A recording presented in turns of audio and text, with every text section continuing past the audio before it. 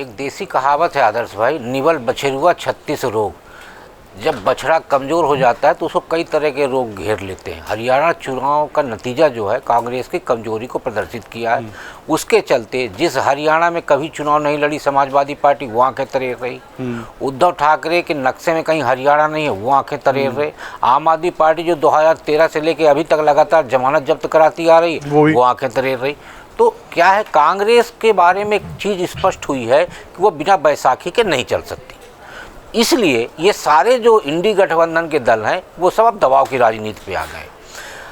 आपके महाराष्ट्र की जो राजनीतिक तौर पे 2-3 तरह की कवायतें चल रही। एक कवायत ये भी चल रही कि उद्धव ठाकरे और एकनाथ शिंदे का एकीकरण करा दिया जाए। उद्धव ठाकरे उसमें अपना फ़ायदा देख रहे हैं, गुणागणित लगा रहे हैं। फ़ायदा उनको ये दिखाई दे रहा है कि हमारा पुराना चुनाव चिन्ह वापस आ जाएगा। उसके अलावा उनको ये लग रहा है कि यदि मान लीजिए महाराष्ट्र में भारतीय जनता पार्टी की सरकार नहीं भी बनी तो भी केंद्र में हिस्सेदारी मिल जाएगी। फिर यदि बेटे को भी उनको स्थापित करना है, जो कांग्रेस में रहते हुए आदित्य ठाकरे को स्थापित करने में कठिनाई आएगी। तो एक ये कवायद जो चल रही है, तो दोहरा विकल्प लेके उद्धव ठाकरे चल रहे हैं कि इंडी में रहें या एनडीए में आए।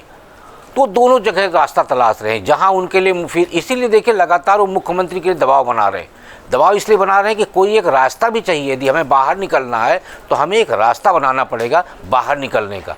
तो कहीं ना कहीं इंडी गठबंधन से बाहर जाने का एक रास्ता भी तलाशा जा रहा। और यदि बाहर बात नहीं बनी तो मुख्यमंत्री का चेहरा भी हम बन सकते हैं। तो उद्धव ठाकरे इस समय पर पूरा मलाई समेटने के चक्कर में, इसलिए वो सारी पॉलिटिक्स चल रही। दूसरी पॉलिटिक्स महाराष्ट्र में एक और चल रही, थर्ड फोर्स की। उसमें छत्रपति शिवाजी महाराज के जो वंशज हैं संभाजी, वो मराठा आरक्षण के सबसे बड़े पुरोधा मनोज जरांगे, असादुद्दीन ओवैसी और दलितों का झंडावदार बने हुए आपके प्रकाश आंबेडकर, किसान संगठन के शेतकारी किसान संगठन वाले, इन सब लोगों का मिलके एक समूह बनाने का प्रयास हो रहा है कि हम इंडी गठबंधन और एनडीए गठबंधन से अलग एक नया मोर्चा तैयार करके चुनाव मैदान में उतरें। यदि ये स्थितियां बनी तो आप सोचिए उसमें सबसे बड़ा नुकसान यदि किसी को होगा वो होगा इंडी गठबंधन को। तो इंडी गठबंधन, कांग्रेस, ये सब कहीं ना कहीं ये घेराबंदी में घिर रहे हैं।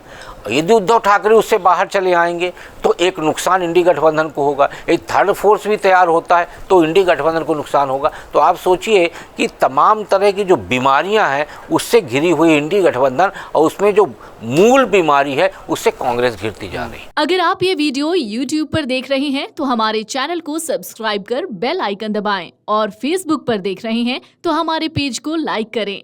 8 मिलियन प्लस सब्सक्राइबर, आपके इस भरोसे के लिए बहुत धन्यवाद।